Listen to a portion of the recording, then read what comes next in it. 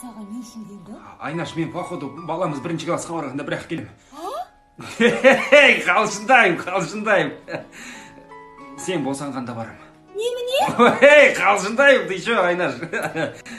Айта сал, Шәкен жақсы адам болған. Не дейді бұл? Шучу, ё-моё, ты что, Айнаш, елки-палки. КамАЗ жол жауып қалған ғой, соны барып алып тастадым. Ох, ё-моё. Мен КамАЗ есігін жауға ұмытып кеттім. Қазір келем.